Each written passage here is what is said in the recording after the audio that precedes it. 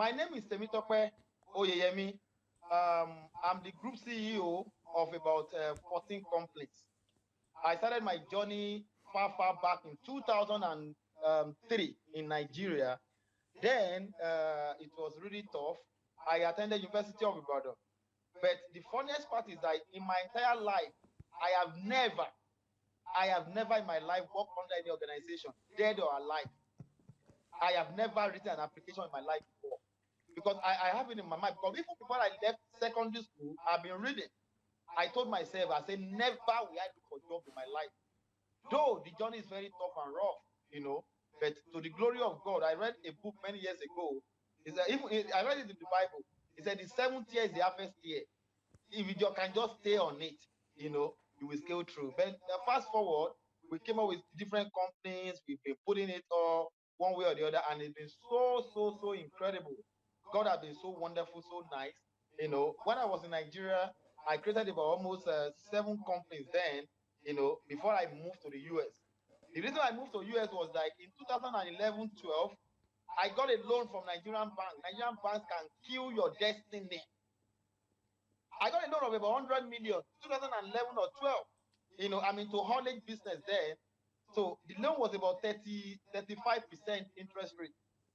They gave a young man like myself a 35 pages of book. I didn't read it because my body was hot. I want to do business. I have read books. I need to practicalize what I read. I just took the document, I signed. When I signed, I'm into business. I was really doing very well. My office was on Allen then, number 2 at Oyeyemi Street. I was doing very well. I think after 2 years, they just came up with another policy that the loan has increased to 47%. I said, really?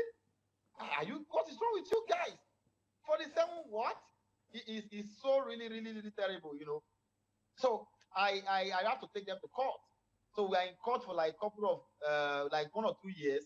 So I've been paying their money. So I have some left. So, and I've been traveling before. And my initial plan was like by 2020, that was last year, I want to go to Harvard for my master degree program and stuff like that in Harvard. But it happened earlier before then. So fast forward 2014, I have to take my children and my wife then to the United States. The funniest part is that when I got to the US, that's why I always tell people that you cannot be a lizard in Nigeria and be a lion because you cross the Atlantic Ocean. It's not possible. You will replicate who you are per time. If you're a lion here, you can't go because you are in America or London or Europe and you become a lizard. No, it's in you. So when I got to the US, I saw a lot of people have been in America for 20 years, 25 years, 23 years. They say they do health, we call it in Yoruba language, that means they do health job. All this $10 health job or stuff like that. Like nonsense, eh? Yeah, nothing, clean the box, all those kind of a thing. I said, me, I won't do this one. It was really tough a bit because a new system. So, but just because I was so keen to an information, what can I do in this system? To cut the story short, I only work in America for 17 days. After 17 days, I said I got to launch out. Now, I must launch out. I went on the internet. I said, what can I do in America? I started searching. I just stumbled on cleaning. Cleaning business? Okay. I went back to Google. How can I register cleaning business? Thank God I'm in a state that really encourage foreigners. That is Maryland. So Google told me, okay, go to downtown, 301 Princeton Street. Go and register your company. I said, with which document? Which document? I said, Google still telling me that, do you have a tax ID? I said, yes. Okay, take it there. Okay. I went to Princeton Street with my tax ID, with my Nigerian passport, and my press ID card. When I got there, I said, what do you want? I said, I want to register my company. He said, okay. He said, who are you? I said, I'm a billionaire. I'm an African prince. You know what? He said, really? Okay, go to 8th floor. So when I got to the 8th floor, to cut the story short, within 30 minutes, my company is registered. I said, I said, really? He said, yes. I said, okay, I need to open an account. I said, go to Bank of America. I went to Bank of America. I opened my business account. That's the first business I was in America. I just tell somebody, the paralegal that helped me to get the tax ID. I said, sir, I'm into cleaning business. So He said, can you clean our rug? I said, I'm a fantastic cleaner. I've been cleaning for many years. He said, really? He said, come over. Then mind you, when I go to America, I work in one place. They call it Popeyes. Popeyes is paying me $7 because I don't have documents. I worked there for 4 days. I have to leave because I was attacked in the middle of the night. I work in another place where I distribute flyers. I worked there for like almost 7 days. Inside crazy winter, and they are paying me $7.5. I said, really? Then I left. I went another place. That one for like 6 or 5 days. We are serving in a restaurant, in a hotel. We serve food. Then they pay me like $8 or $9. They will remove tax out of the money. To cut the story short, the entire money I wore for the whole 17 days, maybe it's about let's say about it's not up to $400. Wow. Everything for the whole 17 or $500. Now, when the man said I should come and clean the rug, I said, okay, I'm coming. I went back to Google. Where can I get equipment? He said, go to Home Depot. Okay. What about chemical? Go to Home Depot. I go to Home Depot. I bought everything. I called Uber. I went there. To cut the story short, within 3 hours, I finished. The man paid me $400. I said, really? So this is life. Okay. The next day, I went to one online printing company. I print flyers, like 10,000 flyers. I started going from one door to one door, putting the flyers on their doors. I put it there. In 1 week, my phone almost scattered because I put in a fantastic sales. You cannot see that flyer, you not call me. You must call me. My phone was ringing left and right. Hey, girl, come and clean around. Come and clean around. Okay, really? Within 1 month, I've employed more than 10 cocoyes. That is the Mexican.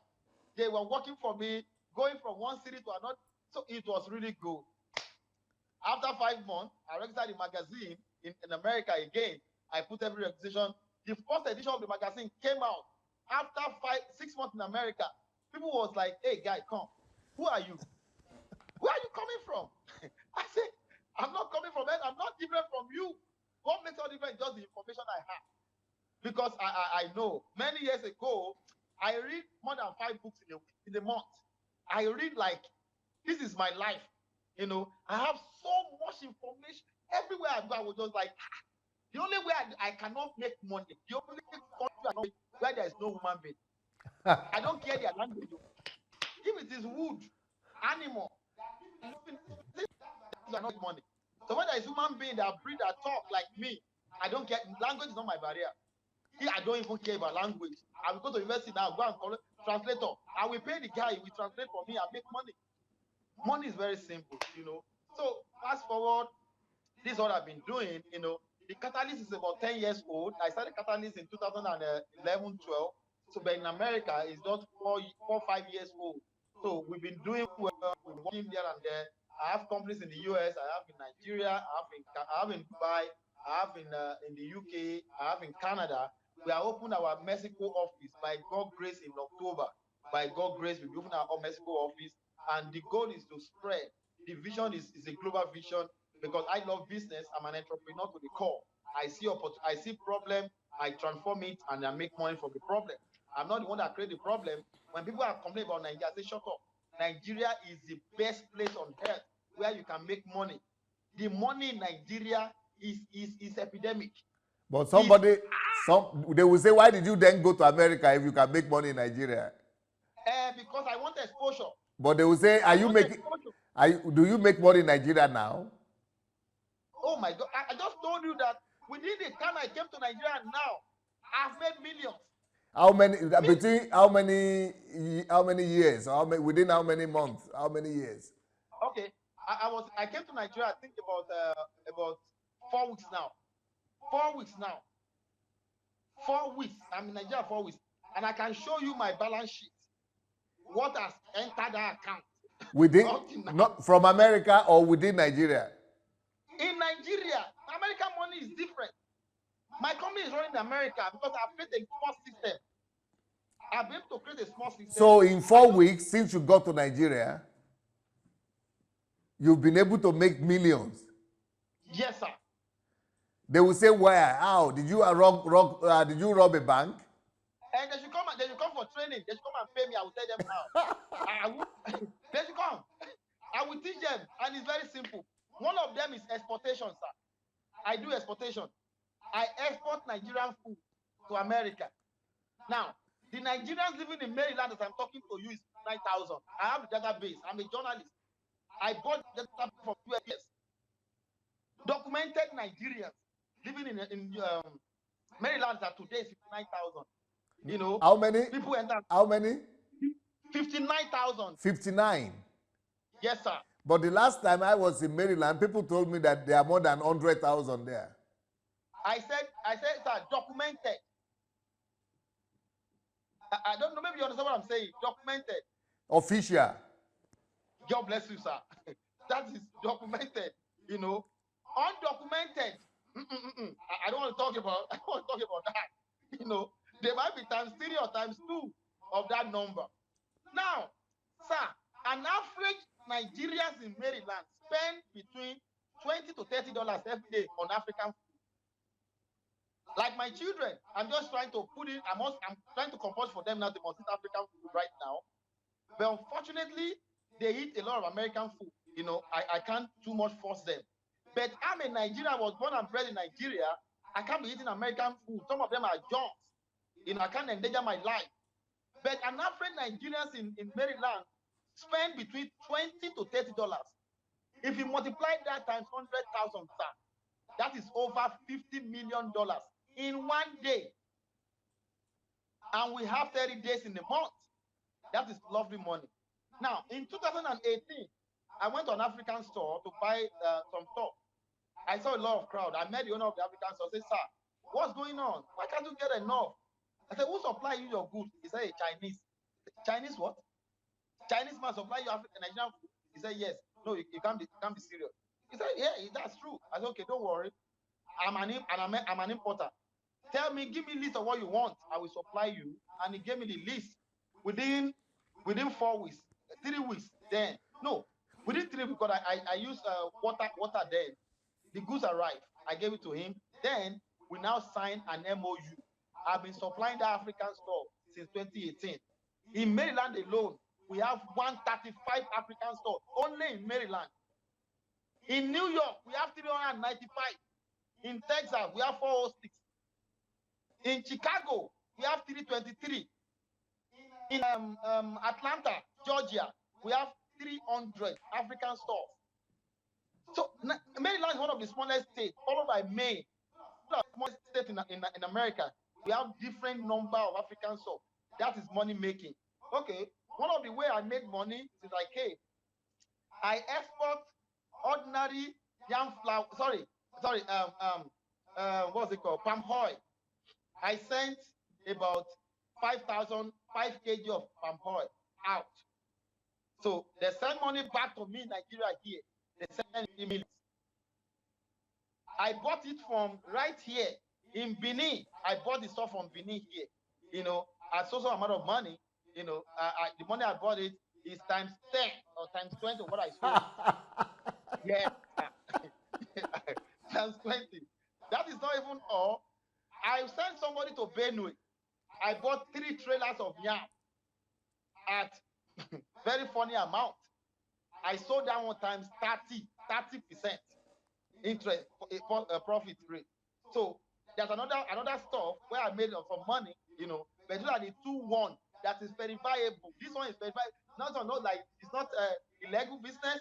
I have my export license in Nigeria. I have my FDA license in America to bring any goods in, to export any stuff. I have my trademark license. I have my AGUA license. I have my certificate of origin license. I am loaded with this money-making business. This is a multi-billion industry, sir. Last year, coronavirus, Brazil made $158 billion from system seed. Despite coronavirus, the only oil boom in Nigeria right now, where people can make, in fact, crazy money, is export. And it's so legitimate and so simple to make. But some Nigerians are mentally lazy. No, they don't want to do information. They don't want to search for anything. They want to sit down. Our Igbo brethren are the ones who have been taking advantage of export and import for so many years. Even Igbo ones, sir, they are not doing it. The way they are doing, Nigeria will love to cut corners. Something happened last 2 years in America. I'm consulting for a woman. Okay, you want to start a restaurant. You came to me. I said, okay, don't worry. Do it this way. Do it this way. One of my companies is into consulting, business development consulting in the US. Now, you are telling me that so somebody told you that if you register or if you do this, you'll be paying tax. I said, so you want to pay tax? So you want to so you want to be eating government money, you want to pay tax. So how do you think all these things you are saying in America? Do you think it fell from heaven? Some people pay the tax, you have to pay tax. And moreover, you see, ignorance is a disease. The person that told you, what's he into? He says he's into health, he's collecting $14 per hour. I think, can you see your life? Someone collecting $14 per hour is advising you, who is a business owner.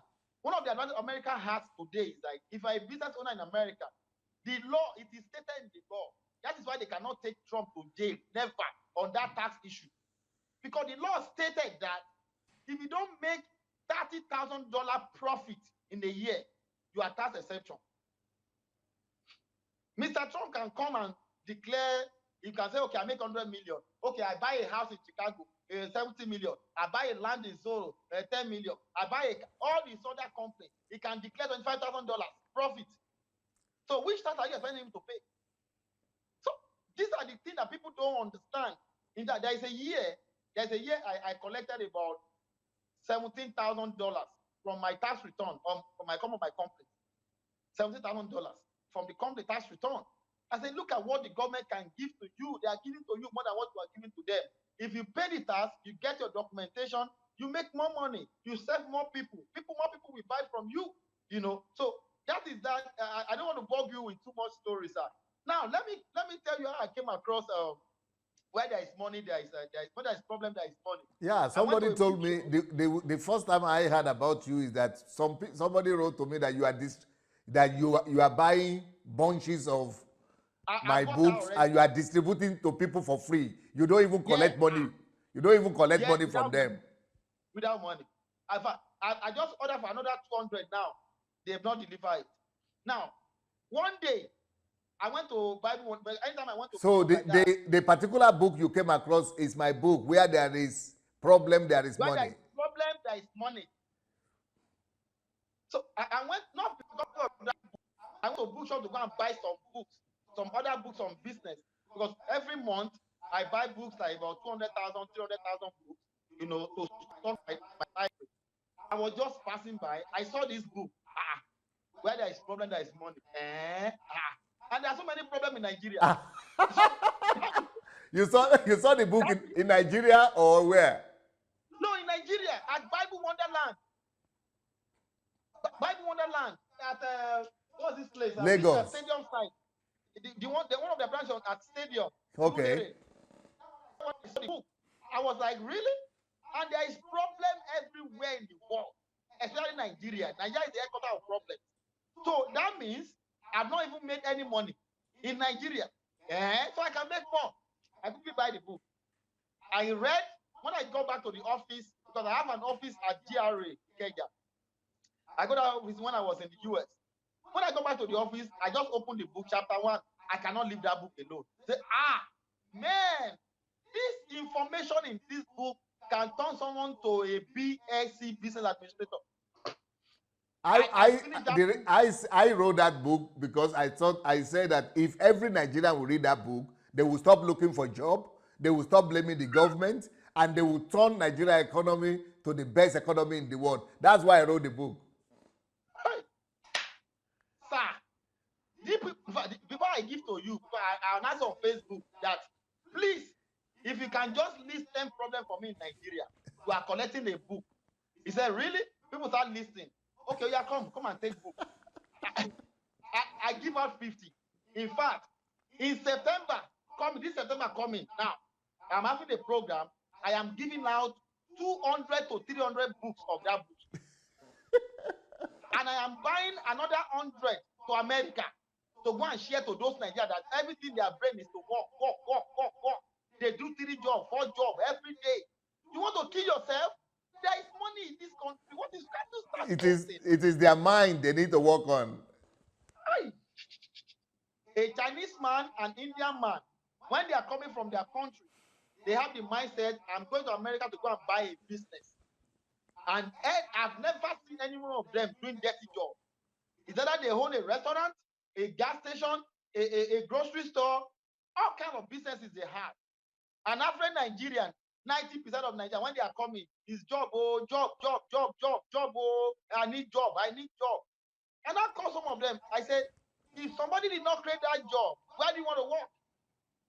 Will you be working on the street? Government cannot do it alone. That is why every quarter, you can make these inquiries, every quarter, I organize business clinic seminar in America, in Maryland, in Baltimore. Nobody pay me a dime. I sponsor with my money. I will go and look for some Africans who have started small businesses and they are making it good. Come and talk to these people. Please talk to them. And we have been doing it. God has been good to us. All I'm doing, I'm doing my best. You said you started reading the book when you got home. Did you finish it that evening? I finished it. In fact, I read it overnight. I cannot leave that book. I finished that book 4 a.m. That's when I can sleep. When I sleep, my brain was charging. It was charging like somebody is charging my brain. I said, God, when I read about Orekuri, I read about Bata, I read about Japan, I read about Chinese. I said, my goodness, God, Jesus Christ. I read about Ijoku. I was like, really? I just picked my pen. I said, I put up 7 ideas. Yesterday, I put one out. Yesterday, 100 people bought it. Out of the idea you got from the book? Out of the 7 ideas I got from the book. One yesterday, I launched it yesterday. 100 people bought it. And the target is 1,500 people to buy that. If 1,500 buy that idea, that is money. That is really money. I have a foundation called Temitope Oyeyemi Foundation. I put a lot of money in that foundation, giving out people. In fact, this book, I am recommending for every soul on planet Earth. Please, I beg you in the name of Jesus Christ, or whatever religion you believe, buy where there is more problem, there is money. It's a life transformation book. Your life can never remain the same.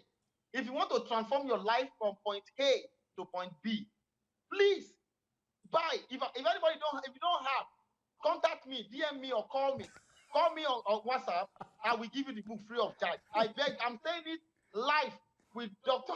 Sunday Adelaja. If you don't have the money to buy the book, call me. I will give you the book. My office number 5 is John Street, GRA, Keja. Come there. Ask of Prince Tope or Temi. They will allow you him. My secretary will bring you up. I will give you the book free of charge. It's a wonderful book. In fact, I have to just say thank you, sir, for your time to write something like this, because this is evergreen book. The book that will change lives, not now, 100 years to come, because this information here can never be obsolete. It can never be obsolete because it is the information that will transform people in our generation, sir. Yeah, because the people you gave it to, they are the ones now writing me and saying, there is one person here who he came from America and is distributing your books.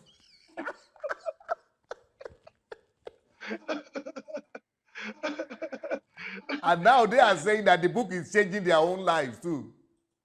In fact, I'm so happy. I'm so happy. I'm so happy. I'm so happy. You know, that is what I really want to hear. Because if I always tell people, it's not about reading. It's not about reading a book. Any dummy can read book. You can read book for fashion. You can read book for posting, for any kind of stuff. But when you read a book, apply what the author, because you are tapping the brain of that author. Before anybody can write a book, if either he's written his own, document his own experience, you know, or putting down his own knowledge that he has practicalized, he's now telling you do it. Because when you are saying something and you are saying with fact and figure, people can realize that, oh wow, this one know what he's saying. And when I practice that stuff, sincerely speaking, it really worked for me. And if it can work for me, it can work for every human being on the surface of the earth, sir.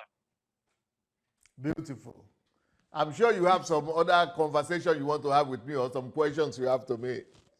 Yes, sir, a lot. This is just a preemptive, just like to really tell you how much you have blessed me indirectly, sir. Indirectly how much you have blessed me. Just want to say thank you, sir. But yeah, let's dive into the business of the day, because this interview, by the special grace of God, is going to our new edition of the magazine. This is the last edition of the Catalyst. I might send you last edition and the new edition. So we are working on the new edition now. We have one of the catalysts of this edition is President Paul Kagame. President Paul Kagame has transformed Rwanda to a 21st century economy. When I traveled to Rwanda, I was like, wow, nobody believed 14 years ago this country was affected with genocide. This is incredible. So he's a trailblazer. That's why we're putting him there. So what Catalyst is all about, Catalyst celebrate achievers like you, sir, and every other achievers all over the world. We promote African heritage because our heritage must not die. One of the problems with America in America right today is like the Yoruba's children don't even know how to speak Yoruba. The Igbos don't know how to speak Igbo. The same thing with Hausa. When you are naming your children stone, wood, that is not our own culture. A Chinese man will never do that. They do that in their own culture. You see that they say that people, ching chong, that is, they have a meaning, but it's only Africans. Whenever we get to a comfort zone, we forget our heritage. We want to belong. We want to adapt. We want to change, instead of people to change to us. So that is what the magazine is all about. We celebrate, promote African heritage, and we showcase opportunities in Africa to the Western world.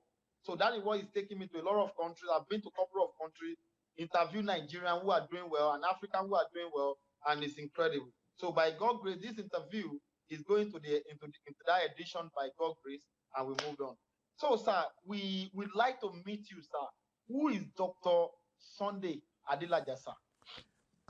Sunday Adelaja is a Nigerian and very passionate about Nigeria because I owe everything I am to being a Nigerian. Nigerian blood is in me. And so I was born in Ogun State in a place called Idomila near Ijebu-Ode. My father is from Ijebu-Ode, but my mother is from a village nearby called Idomila, and that's where I was born and grew up in. And, I left Nigeria when I was 19.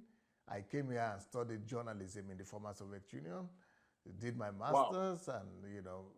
And then I became a missionary, started a church 26 years ago.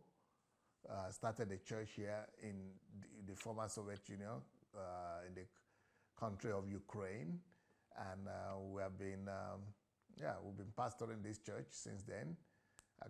Actually, 27 years now, I think, and wow. So we have churches all over the world. We have churches in about 50, no, maybe not just churches, but ministry in about 50 countries. And I'm married with 3 kids. And I'm an author. I write books, just like we have spoken about. I've written about 200 books in English and about 250 books in English, about 250 books in Russian. About 500 books. Wow. About 500 books altogether. Wow! Wow! This is awesome. But what really motivates you to write over 500 books? I think that is unique from an African to write an average of about 500 books. But the last person I can relate that have written a lot of books like that is Pastor Matthew Ashimolowo. But I don't think Pastor Matthew have written over 500 books. So what really prompts you to write books of about 500, sir? For me, writing books is easy because I was trained as a journalist. So for me, it's like a hobby, writing books. So I have a lifetime target to write at least 1,000 books. Okay, sir.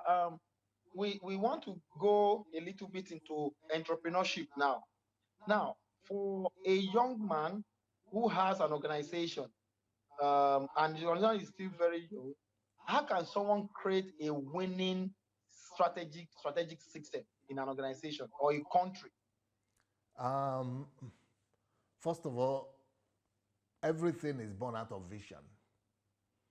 It is important that whoever wants to create an organization knows that that organization is funded on a vision. The vision could be a burden that is given to him from God or by God or in his spirit. So once that vision is given birth to, you know what you want. The next thing you want to do is to fertilize it or to amplify it through studies. So let's say you have a burden to become a president. The next thing you want to do is that after that calling, you have to go and fertilize it by going to study on everything regarding that calling. Read everything possible to read, study everything possible to study. And then you will be full of so much information. And from that information that you have already been filled with, then you could come up with strategies and tactics. So after, the most important thing is the vision, then the fertilization or amplification of the vision through self-education. Then the next thing that is most important is for you to develop from the wealth of knowledge you are going to gain, build a strategy, put together your strategy, and then develop the tactics or the methods of achieving the vision. Wow. I hope people are really learning. I can see a lot of people on my page here. They are really glued to this wonderful interview. Okay.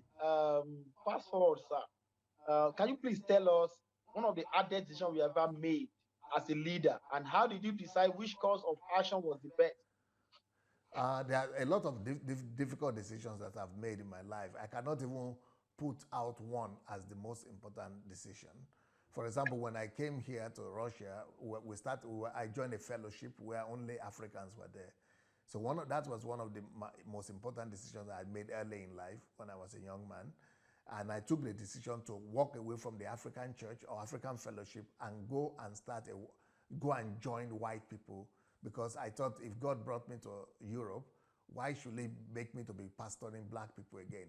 So, and I went and then started a white church as a result. And now I'm no more regretting it, because I'm one of the few people in the world that is pastoring 99% white people because of that decision. But there have been many, many other decisions that I've taken since then. Every day as a leader, I am forced to take very, very hard decisions. And your greatness depends on the level and the amount of troubles and problems that you have been able to come across and surmount and conquer. So for you to conquer, you need to take decisions. So the more troubles, the more challenges, the greater your elevation. So challenges and troubles are necessary for you to determine how great you will become in life. And decisions are the starting point of your victory.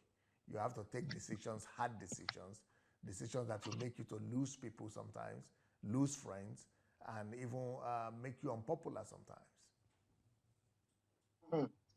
Wow. This is incredible. Wow. Today will be very lovely. People will really enjoy themselves today. Fast forward, sir. How will you describe your leadership style? I think my leadership style is more collective. I believe in collective leadership, whereby everybody has an opinion. I like to listen to people. So I want to listen to people's opinion. I give people the freedom, the liberty to express themselves and to prove and argue their cases with me. I like people to come up with arguments and to always support and argue their case. And if their ideas are better than mine, then we adopt it. So I think I call it collective leadership or team leadership. Wow. But, sir, have you ever served in a mentor role, and how were you able to help other person achieve success? Oh yeah, that's what I do all the time. I'm mentoring people every day. I have a whole mentorship group where I have over 30,000 people there. And what I do is that I come up with a program to help them discover who they are, to help them discover where they are coming from, who God is, and to make them understand what is life and what life is. So there are three things to discover in life: discover yourself, discover your maker, discover life. And basically, I make people to understand those things and to master them. Master your relationship with God, master your life, and become a master of issues of life. Wow. This is interesting. I hope people are really learning something from this conversation. So, if someone presents you an idea, either maybe a member of the congregation or one of your team member, it presents you an idea. How do you take that, and what kind of advice you give to such person? If they give me, if it's an idea to help me, I always appreciate it and thank people, and then I release that idea into our team, and we discuss it in the team. And if it's a winning idea, we adopt it, and I appreciate the person who brought it and acknowledge him. And if he's a member of my team, we give him the opportunity to spearhead that idea and bring it to fruition. If he cannot, we find people who can deal with it, and we make sure that we realize it. Wow. Okay, this is really interesting.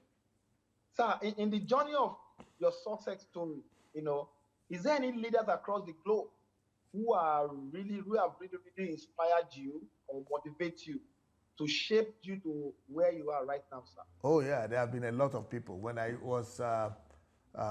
just got born again through my sister, I was not sure of the message, but she brought me to Pastor Kumuyi's church, and that was the first Christian influence that I had in my life. So Pastor Kumuyi played a major role in the beginning of my Christian faith. Then I was inspired, and I've been greatly inspired by people like Pastor Adeboye, especially by his vision and accomplishments. Even though, doctrinally I have some things I'm always criticizing about the doctrines, but, those are people who have inspired me. Idausa of blessed memory and Oyedepo has inspired me. And all over the world, people like Miles Monroe was my friend and inspiration. T.L. Osborne, those are Christians. But then in the world, there are a lot of people who have inspired me in secular world as well. People like head of states, presidents, historical figures, many, many people. Wow, wow. Sir, how do you take criticism, and how does it look like to you, either positive or negative? Because especially the part of this world, which is Nigeria, when Nigeria know that you are telling them the truth, or you are saying the truth, or you are saying your mind, Nigeria don't want you to say your mind. They want you to conform with their own thinking, so that you shouldn't have your own way of thought. Yeah. Just conform to them. Living in Europe since I was 19, if you are living among white people, it's very difficult for you to not to, and you are a leader. You are not just somebody somewhere there, but you are a leader. You are leading, tens of thousands of people, 100,000 people. There is no way you will not, you will not get. You have to adapt to criticism. So criticism for me is one of my strengths. I like it and I appreciate it, especially when it's constructive criticism. If it is destructive criticism, I will still listen and I will come to my own conclusion, but criticism is a blessing. Wow. So, what are the things, what kind of materials that have shaped you to who you are today? Like the books you've read, the seminar or conference you've attended, by who and from who? I like to look for rare knowledge, and I like to look for scarce information. So I think that will be the summary of what has made me to who I am. I am not. I study things that are common and things that everybody else know, but to me, I'm not impressed so much by those. I like to look for rare knowledge and scarce wisdom, and that is what I would say, because it's impossible to point to a particular book or a particular person but that is just the principle and the philosophy behind it. Rare wisdom, rare knowledge and scarce wisdom. Sir, how can someone source for scarce knowledge, sir? for you to do that, out of 1,000, you have to read 1,000 books before you find out one that is categorized as a scarce knowledge or wisdom. But that's why I write a lot of books too, because you cannot read my book and not come across rare wisdom and scarce knowledge. That's why I write a lot of them, because they are going to be unique. No matter how many books you have read in your life, by the time you begin to read any of my books, you will discover that you are coming across rare knowledge and scarce wisdom. And this is really, really, I must confess to you, sir, it's true. I have read, and I know I've read books. But it's like, when I'm reading, where there is problem, there is money, I was like, I've not read, I was like, but this is simple, constructive, direct, and impact. Oh my God. It's just like, when I told someone that the book is sweet, he said I shouldn't use that word, that the book is inspiring. I said, are you me? You are not me. I thought something is sweet. When I'm reading that book, oh my God, he looked very funny. If one of my friends, I said, no. I said, okay, you are English professor. I said, to me, tell me, the book is sweet. I said something is, it's like I'm putting honey in my mouth and I'm reading the book chapter by chapter and I'm really enjoying it. I've read it another 4 times again. This is 4 times. Yesterday was the 4th time I read it again. Because if I have read that book, I got something new. I got something new. I was like, wow. So this is really, really, in fact, I'm one of the, I can attest to that. Really, I can attest to that, sir. Sir, we want to dive a little bit to politics, because our magazine talks about everything: politics, business, health, sport, culture, and stuff like that. Sir, how will you describe? Okay, sorry. Before I ask that question, I have one question to answer. Sir, do you think Nigeria can be like Europe or America, sir? Yes, but not in our lifetime. Hi. My own lifetime. Maybe it could be your own lifetime because you are a young man, but Yes, not in our own lifetime. But I want to go back to Nigeria and do my best to make Nigeria become as developed as possible. Not, I know Nigeria. I even have a book how Nigeria economy can overtake American economy. I have a book like that, yes. And I have another book, how to make Nigeria the greatest country in the world.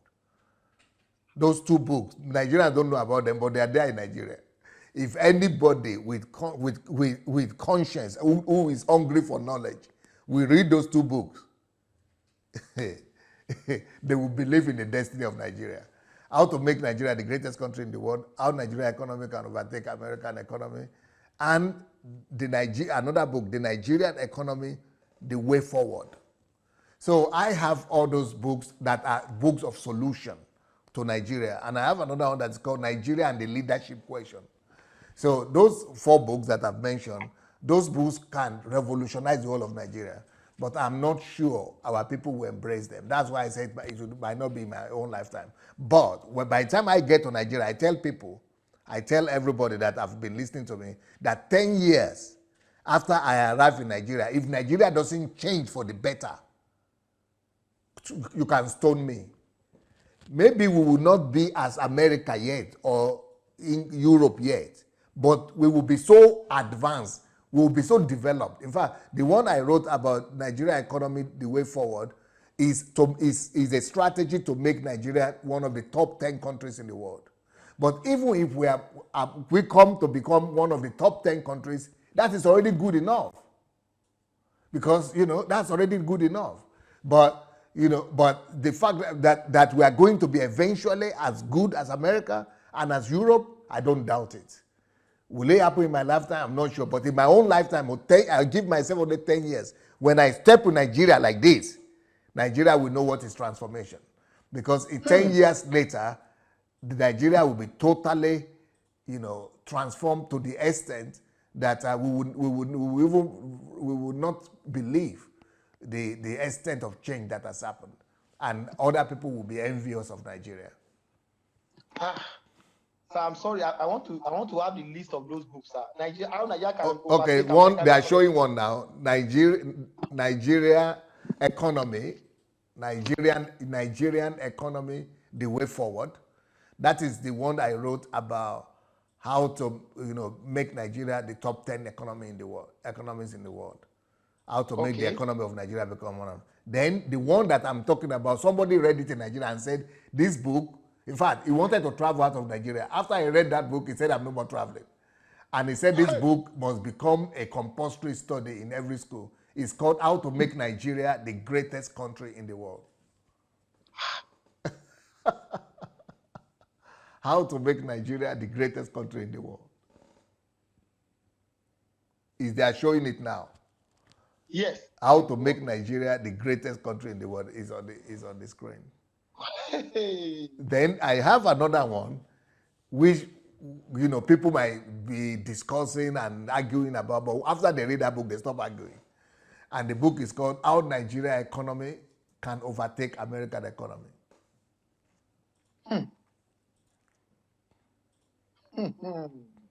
How the Nigerian economy can overtake the American economy. People used to say, this is a fantasy. You are just a dreamer. But after reading the book, everybody say, yeah, you are right.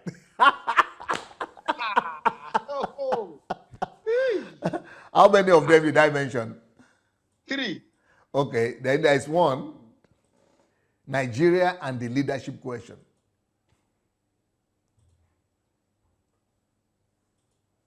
And the Leadership Question. Yes. Nigeria and the Leadership Question. This one is more of a political book. Okay, sir, all these books, I'm not sure I come across them in every bookshop where I went to, because one of the biggest bookshops I know in Nigeria now today is Bible Wonderland. I don't know of any other like Katana. They don't have books as like Nigeria Bible Wonderland. All these are they in all bookshop in Nigeria and every part of the world, sir? I don't know. I gave a friend of mine or a disciple of mine the right to distribute them in Nigeria. She's called Shioma, a lady in Lagos. She's trying her best. I don't know where. I've not been to Nigeria since I started releasing these books. I've not been to Nigeria, so I don't know where they are, where they are not. Even the when there is problem, there is money. I bought it. The 50 that I gave out to people, if I first of all bought 10, I bought 10, and I still have like 3 for myself. Those 3 I'm going to keep it. One for my first son, one for my second son. One is for me forever. The other 7 I gave it out. The 50 before I bought that 50, to get that 50 is a big problem. Now I've ordered for another 200 now, like almost going to 1 week now. I don't have, so it's really. Do you have Shioma's number? I don't know her. I don't have a number, sir. Oh, okay. I don't know if we have Shioma's number here. Okay. Do you know that website they call DSA Books? DSA Books Planet. DSA Books Planet.com. Okay. If you go to that DSA Books Planet. Okay. One word. Everything is one word. DSA Books Planet.com. If you go there, a telephone number is on that website. Okay. And that telephone, if you call or send SMS message to her, she will respond. Okay. She need to do a lot of job. Even herself, with the oh my God, the right you gave to her alone, sir, can make her a billionaire. Yes. But I don't think she know. I'm not not sure. If you want it, I can give the right to you. I can give the right to anybody who wants. Sir, we are ready. We want, sir. If you give us the right today, that will be the greatest thing that we appreciate from you, sir. I'm a businessman. That book we sell, it will sell in South Africa. I travel a lot. I can buy 5,000 of the book. I can get 1,000 of the book. I will sell it in 1 week. Me, my mouth is very sweet. Oh, the first thing you need to learn as an entrepreneur, marketing skill and sales. You must understand sales. That book I gave out to people. If I want to sell it, I can sell that book. I know how much I can. I can sell that book 100%. Because when I'm telling you what you will learn from the book, you can't despise me. One guy I gave to that guy, he said, "Sir, I know that you." I said, "This one I'm giving you. If your life did not change, if you're not going to give me money after you finish, in fact, do whatever you want." After he finished that book, he said, he called me. He said, "Can I recharge your phone?" I said, "What happened?" He said, "No, let me recharge your phone first." I said, "Okay, I have MTN." I said it to him. When the guy is charging my phone with 5,000 naira, I said, "Come, what happened?" He said, "I finished that book." He said, "As I'm talking to you, I have created a website that is doing this, doing this, doing this." I said, "God bless you." I wonder. Now you know what's that? A country of 300 million. Somebody is lamenting no money in Nigeria. Every problem in Nigeria is money. Even go slow, hold up is money. Rain is money. Well, we appreciate if you give us the right. You know, you will. Yes, I give people the right. Anybody that is willing to work for me, I empower them. But one of my company really would like to do that. You know, so what do we need to do to get the right, sir? Just you write to me after we finish the program. We'll discuss. Okay, sir. Interesting, sir. So let's continue. Now, sir, what do you want? What can you say about Nigerian leaders and African leaders? I think Nigerians have always been talking about the fact that leadership is the problem of Nigeria. I think it's partly true, but I think leadership is not the biggest problem of Nigeria. I think that leadership is a problem, but it's one of the problems, but that's not the biggest problem. The biggest problem of Nigeria to me is in the mentality and the mindset of ordinary and average Nigerian. Because before you could have a leader, that leader has to come from within the populace. He has to be a Nigerian. He has to come from among them. And you can only produce one to lead you among the people, among the generality of the people. So only the content of character, the content of values and virtues of those people that are represented as Nigerians can produce a relative or a correspondent leader. So whatsoever leader we produce, therefore, it is correspondent to the essence of who Nigerians are. So whatsoever leader we produce is a reflection of who we are as a people. So whenever anybody comes and says, the problem of Nigeria is leadership, it is actually saying that our whole populace couldn't produce a better leader. That means that is who we are. And somebody could say, no, we are better Nigerians. Okay, in 60 years, if we are saying that we couldn't produce a good leader in 60 years, can that tell you that it's because of the pool? The pool that is producing those leaders, the pool itself is faulty. It's like having a glass, a cup. If you have a cup, and in that cup, the cup is full of black ink. And now you went and decided to put inside, let's say, 10 or different balls. Okay, let's say you put different balls inside this black ink. By the time you want to, and you soak them inside, soak the balls inside. By the time you want to remove, and you are saying you are looking for a white ball, but yes, all the balls were white before, but you put them in a black ink and everything is soaked inside. How will you get a white one outside? I mean, to take out. You cannot get a white one because the content of the environment is black. So the same thing. So those leaders that we want to bring out and want him to be white, he cannot be white because he is formed, is created by the environment. And the environment has dictated who he is. The environment has dictated his mindset. The environment has dictated his content of character. The environment has determined, has formulated him. It is the environment of this bowl that forms the content therein. So if we want us to have good leaders, the only way we could have good leaders is to first of all change the content of the ink that is in this cup. So we have to first of all say the balls are not the problem. The small balls that are inside that are becoming black is not the problem. The problem is the content of the bowl. If we will change the content of the bowl from black to white, then it doesn't matter how many balls you put inside. And even if you put them as black, because of the content that is white, by the time you want to take out one, all of them will become white. Even if it's just by accident, you pick anyone because of the content. That is what happens in Europe. That's why if I ask you now to name 10 presidents of European countries, you cannot. Some of you will not even be able to name 2 or 3 presidents of Europe because the European countries, the content has been changed to white. So in any country in Europe, it doesn't really matter who the president is. You cannot even remember their names.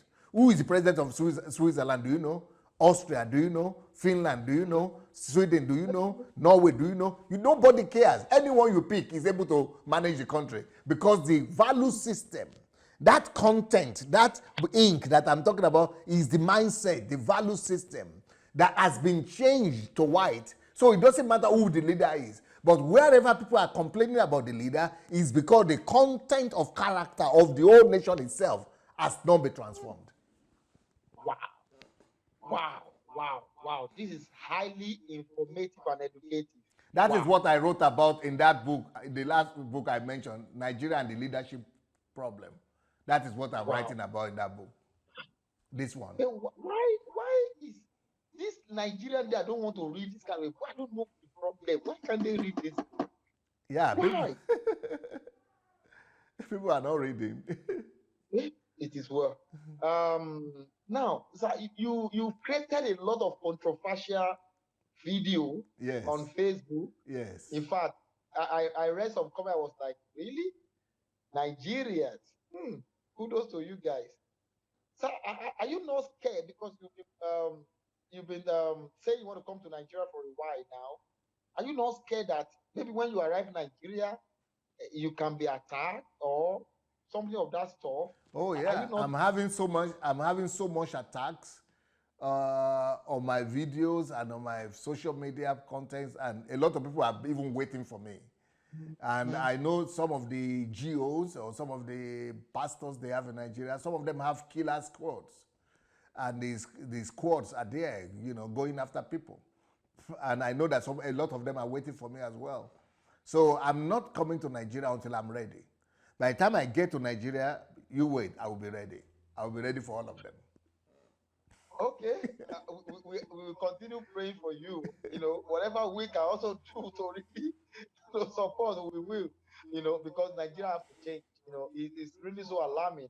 If we look at our country with all resources that we have, the tiny countries in Europe, they are doing better. They are doing better. It's just unfortunate. I have been a bit a victim of racism sometimes in I think it's Norway or Germany. I was in in Italy, in Rome. I was in Italy that very day. The lady is asking of my passport. I gave her my passport. She checked my passport. He said, "Are you in Nigeria?" I said, "No, I'm a Japanese." Maybe I gave you got to see what I gave you. He said, "Well, a lot of Nigeria that comes here, they use different." I said, "Well, they can come. My name is Temitope Oyeyemi. If you cannot promote it, go and learn it." So I'm a proud Nigerian and African, my country is paying tax to the United Nations. You can't molest me, you can't rubbish my esteem, and you can't proud a terrorist here. I will take you to court. So when it's something that I mentioned, race or stuff like that. So I was so angry that day, and I have some guys behind me. They are black guys. They are like telling me, bro, take it easy now. How did I come? You know me? Please mind your own business. Just leave me alone. Because right here, I will create a scene. And she will tell me the reason why he's asking me that rhetorical question. So I think our boss heard me, and she came. That's what happened. I told her that she's a racist. She's trying to do this and that. They want to say I should come. I said, what happened? Let's sort it out here. They have to tell me. But I went to the office. They said, a lot of Nigeria. I said, well, you can't stigmatize crime to Nigeria alone. There are criminals all over the world. I live in America. There are criminals in America. They kill people every second in America. Baltimore is the most terrorist city, the most violent city in the world. So just because 1% of Nigerians choose to be a criminal, you can't categorize everybody as a Nigerian out of 300 million.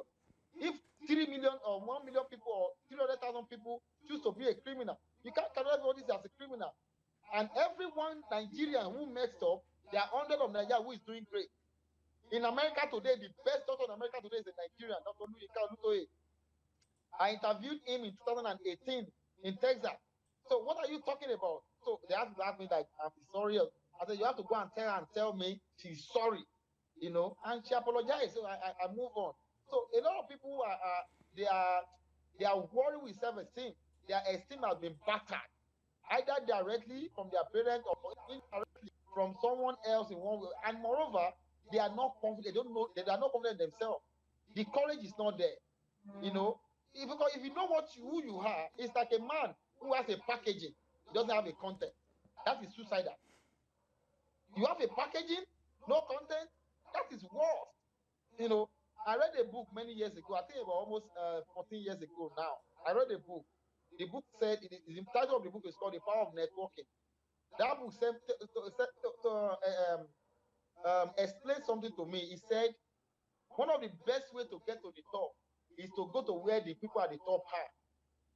Now, he now broke it down. One of the things, out of 5, I will share one.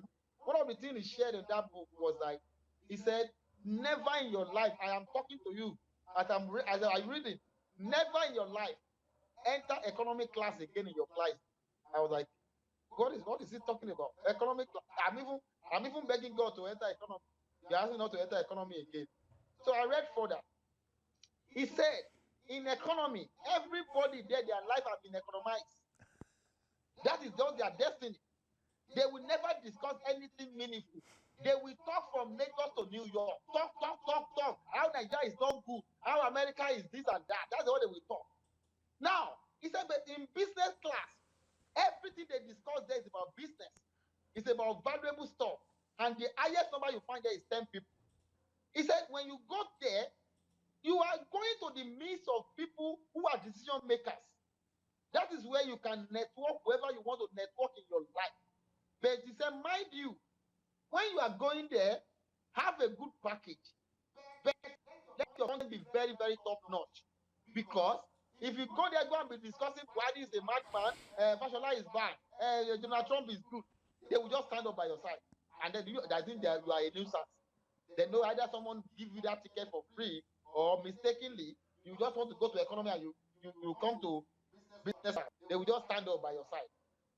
But when you are discussing with someone and you are like having a constructive conversation, that person is learning from you. And oh my God, in fact, he will connect with you by himself. And lo and behold, after I finish that book, I say, okay, let me test run, because no book I will read I will not test run. I must test run. I need to go to Abuja that day. That time, many years ago, about 14 years, 13 years ago. Okay, the ticket to Abuja then economy was about 18,000 or 15,000 or 9,000 naira, stuff like that. But business class then was about 200% or 300%. I had to save the money. I look for the money anywhere. I save the money. I bought it. I bought the ticket. I bought the ticket. Oh my God! Knowledge is power.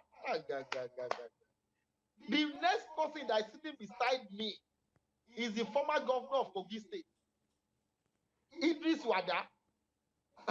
Oh my God.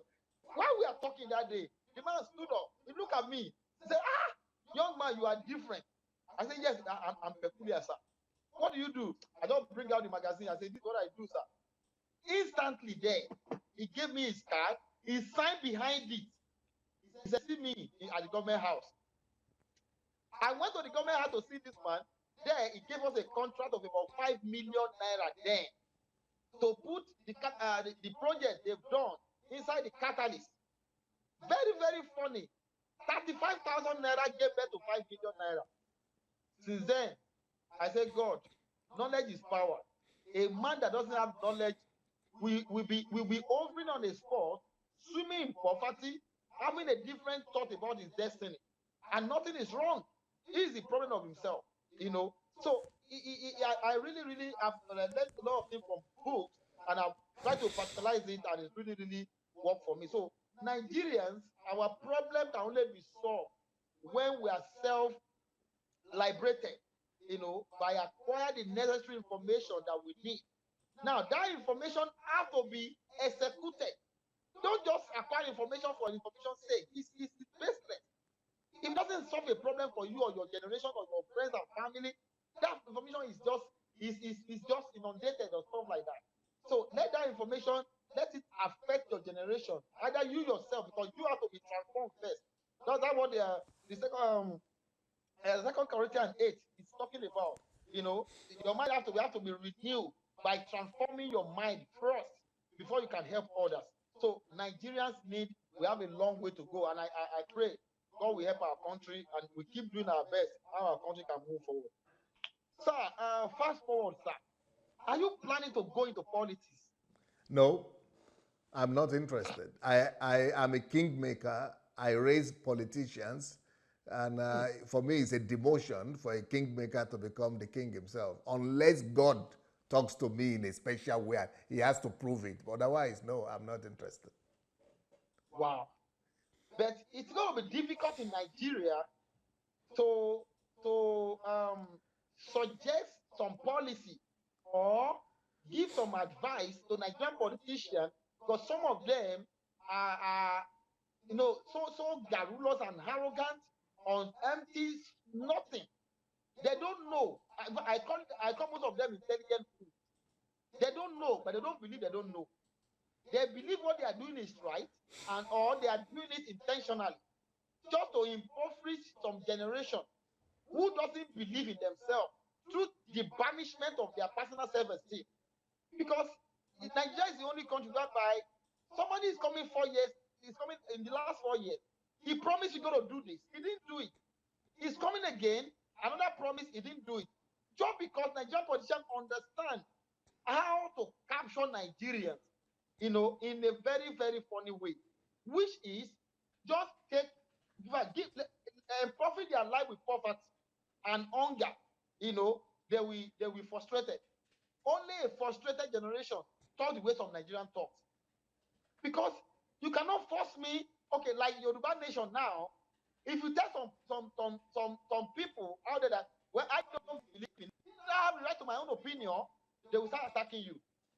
I said, I'm not a Yoruba nation. I'm a Yoruba man from my origin, but I am a Nigerian. I cannot go to London now, or America, or UK, or Europe, and present Yoruba nation passport. Where is it? So, what is wrong with me? So it can only happen in the mind of some gullibles. But let's face reality. If you want to go out of Nigeria, go to United Nations, go and start the referendum. And according to what you said, which I have constitution stuff. Yeah, I've not even read it. I've just read a part of it because it's not going to add any value to me directly or indirectly or stuff like that. I just read it bit by bit. I don't even know the referendum is not in the constitution. I don't even know. What I said was, okay, go through the referendum, but everybody was just like, here and there. So it's just somehow very, very funny. But how do you want to do it? Because I know some Nigerian politicians, they don't like, they don't like taking advice that will benefit Nigeria or Nigerians. How do you want to do that, sir? You are talking to somebody who is very experienced in national transformation. That is my strongest area. I'm sure you have heard about Orange Revolution. Yes, sir. And you know, I was at the forefront of that. Wow. Our church gave birth to over 600 elected officials in this country. Wow. So I know exactly the strategies to take to be able to make impact and make them listen. Believe me, if God will allow me and to land in Nigeria, and we are going to make them to comply, and it's going to be effective. But sir, sir, don't forget that what works in Europe might not work in Nigeria. Yes. This is a different environment entirely. Yes. That's why wisdom profited to all things. Wisdom is profitable to all things. I don't see any problem in challenging and initiating the change that is necessary in Nigeria without being in politics. Okay. Well, that is interesting. We should just pray that God should bring me back. God should bring me back safely over there. Amen. In fact, we will be on long fasting now and prayer. That God will bring you back, and no evil. We will provide that security from nowhere. I was telling somebody yesterday. I said, do you know that security in Nigeria problem is money making? He said, everything is money. I said, it's true. All I need to do right now, I will just set up a security. I will go to Israel. I go and employ 2 Israelis, bring them to Nigeria. Nigeria will pay me. They will pay me billions of naira. You're already speaking some of my own secrets. I'm sorry, sir. I'm sorry, sir. So it's so nice. We know God will bring you safely because Nigeria must change. This country must. Nigeria is a great country. I don't care what anybody is saying about Nigeria. This is a great country. This is a country of over 300 million. It's a blessed country. Despite the way they have been stealing Nigerian money up till now, our account has not dry. It's only affect some set of people who don't understand how economy works. Because I always tell people that money answers to 2 things, no other third alternative. The third alternative is fraud. And if you go into fraud, they will catch you. Nothing you want to do. You are going to jail. But money answers to just 2 things, products and services. Just nothing else. If I was in a country, I was in a country last Trinidad and Tobago last 2 years. When I got to that country, I was just smiling. I said, God, look at money. The guy was like, really? Where's the money? I said, can't you see money? He said, where's the money? Because everywhere I go, what comes to my mind first and foremost is, what can you create here? What can you give them to buy from you? They must buy something from you. These people go to school, they eat, they take their bath, take all kinds of stuff. I need to create something, and we move forward. So, but I know God will help our country and Nigeria will be great. It's not by prayer alone, it's about doing. That is why we look up to someone like you, sir. God will help you, sir. And moving forward, what is your advice to Nigerian youth to create or to support this economy in terms of wealth creation, business creation, and what is your advice to Nigerian youth who are interested in going to politics, sir? Yeah, like I said, that book, where there is problem, there is money, I think every Nigerian person needs to read it, either they are young, but especially the youth. Then there is another book that I have. It's called No One is Better Than You. For the young people especially, no one is better than you. That is another book that could really give direction to the youth. Then, once they read those books, they will be able to know that they need not education, they need skills. And when they're able to, we are able to process their mind to be able to develop skills and to be able to turn troubles to opportunities and to money, that's it for the youth. Then the ones who want to go to politics, I will tell them not to be in a hurry until they have come up in their mind with models of solutions. They have to come up with solution formulas to all issues in the country. Once you already have the formula, then put yourself forward. Before putting yourself forward, take your time, study, do research, and make sure you have steady, stable, predictable formulas. And then there is no way you will not win. Okay. This is interesting. Sir, as a thought leader and a pastor of a very large congregation, what future do you see for Nigeria? I believe that Nigeria is going to become the leading Christian country in the world. Just like right now, the leading Christian country in the world is America. It used to be England. It used to be Palestine, Israel. Then it went to England. It went to America. Then it went to Korea. Then it went to Brazil. But now, very soon, Nigeria will become a leading Christian country in the world. Wow, this is interesting. Now, let's talk about Mr. President, because a lot of people have different thoughts about Mr. President. But I will not say you are a supporter, but it's all about you are very objective when it comes to something, because whoever going to govern Nigeria must be it must be somebody of God must be with you. You must have some lead. You have make some decisions that will affect a lot of people. People will banish you left and right and here and there. What can you what can you say about President Muhammadu Buhari with all the security challenges in Nigeria? Because I saw some things last time I went to area of Yaba, I saw the infrastructure level of railway system and the road and stuff like that. But despite all these gigantic projects, the insecurity in Nigeria is getting alarming every day. Kidnapping people, Boko Haram is striving, and you cannot declare the set of people who are Fulani herdsmen terrorists. You are a general. You should be able to capture these people and stuff like that. So, what can you say about this, sir? I think Buhari has failed in the area of security.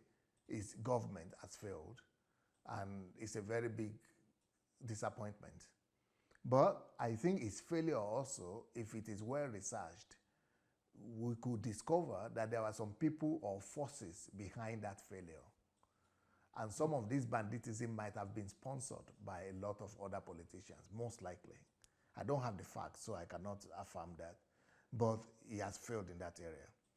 However, I think at this junction of our nation's life, Nigeria is very lucky to have Buhari as our president, because this is the time in our history when there is no money, when the amount of income coming in is very meager, is very small.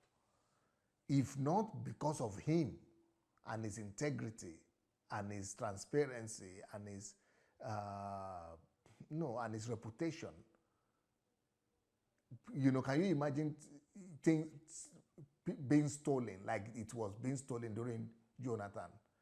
At this time when there is nothing to steal, Nigeria would have become like Venezuela or like Libya or like Syria or like Lebanon. But thank God that this man, even though he's not the talking type, but we are lucky to have him at this time to stabilize and hold the economy together before everything scatters. Now and then use the little resource that we have to build the foundation for a better future. And that is what he's doing. He is not the one to take us to El Dorado. It's not given to him. But his own role is being played by building infrastructure and setting things in place. Now, he might not be able to solve the question of security to the end, maybe the next president will be the one who will have success, better success in that area. Wow. Well, this is a better understanding. You know, everybody have their role. He's trying to set up the infrastructure and set up things right, maybe for the next president.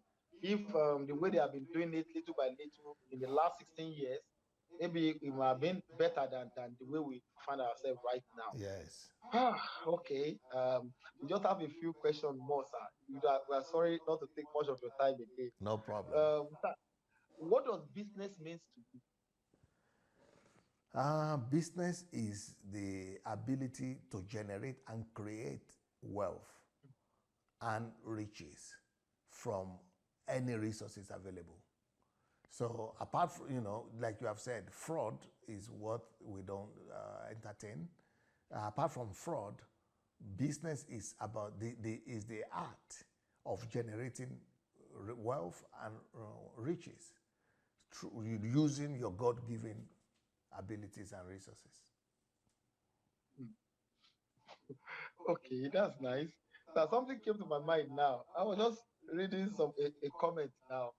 So when you read some comments behind your video or behind your post on Facebook, how do you react? What comes to your mind? How do you feel?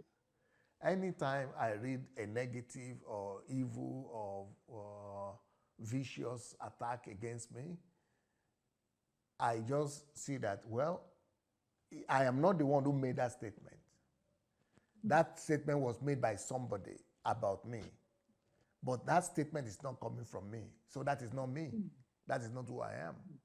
But the person who made that statement, who the thing is coming from, that is his own content. That is who he is. That is his own essence. So anything anybody says reveals more about them than about who they are talking about. It shows me who they are, who I'm dealing with. So when I read those evil statements and the derogatory statements, it just shows me their level, where they are, who they are. They are animals. They are not human beings. So I don't pay attention. They are just revealing who they are to me. It's just an opportunity for me to see, oh, this is who this person is. Wow. It's so impressive, sir. So what is Madam contribution towards the journey of your success? Despite your busy schedule, how do you have time for the children, the home front, your personal businesses, and the multitude congregations?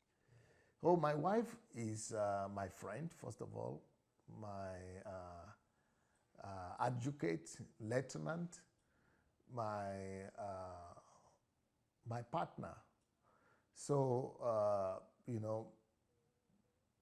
I don't even see any problem there. She's my love. I'm married to a Nigerian lady from Osun State.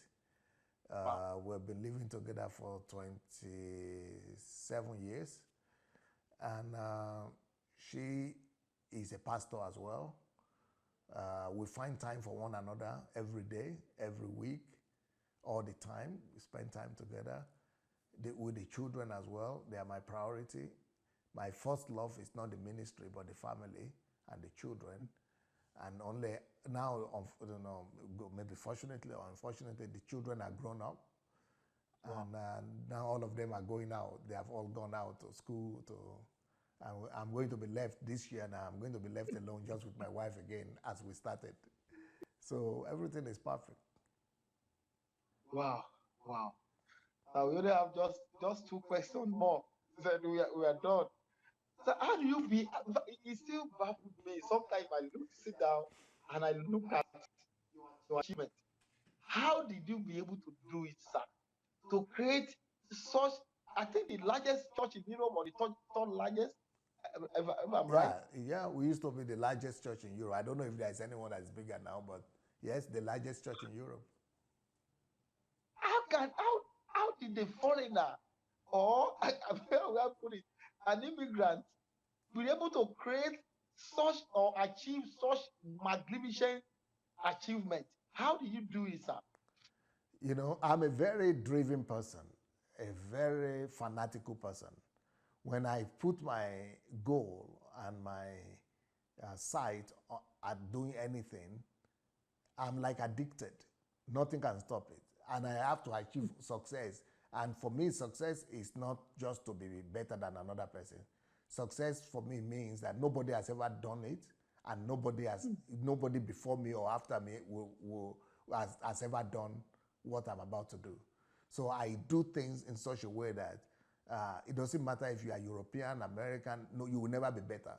You will not even come close in what I do. Wow. So that is what success is for me. Is Wow. Wow. Wow. This is highly inspiring. Ah, so whatever a mind can conceive, you can do that. Yeah. We appreciate you so much, sir. Then, sir, how did you unwind? Despite, I know you are a very busy person. Before, when I was younger, I didn't even see any. I didn't know. I didn't know I have a need to unwind. Only later on in life, I discovered that body is not machine. Otherwise, when I was young, I was just always going like a machine. But I unwind these days by reading, by writing. I go out to work out to do some physical exercises sometimes. Then I like to watch boxing sometimes or sports. Wow. Wow, that's interesting. Well, finally, we want to know if you speak the local language of Ukraine. You know, if because I think I've heard where you are teaching some people the something, maybe Bible study or stuff like that, and you are very fluent in it, sir. Yes, We want to that is know. that is the language I use here now. If without it, I wouldn't have been able to do what I do. I don't speak English here at all. I only speak English maybe at home or when foreigners come. Otherwise, it's only their language I use every day. Wow. Uh, Thank you very much, sir. We appreciate you for your time. This is very valuable to me, especially as a publisher of the Catalyst magazine. We don't take it for granted, and we pray that God will multiply your wisdom and knowledge so that you can do more to Nigeria and Africa as a whole. Thank you for being a blessing to this generation. We pray that God will bless you more, sir. Thank you so much. All right, I sir. appreciate it. All right, we will profile where there is money, there is where there is problem, there is money inside the Catalyst new edition. We Okay. profile it here, sir. Excellent. Excellent. Okay. And I should be in Europe very soon. Maybe I will say hi to you in Yes, Ukraine. let me know. I myself, I'm going to Europe this August. I will be from maybe next week. I will be in Europe the whole of August. Oh, okay. No, definitely I will let you know when I'm coming, sir. Yes. Thank you very much, All sir. right. Thank Have a you. wonderful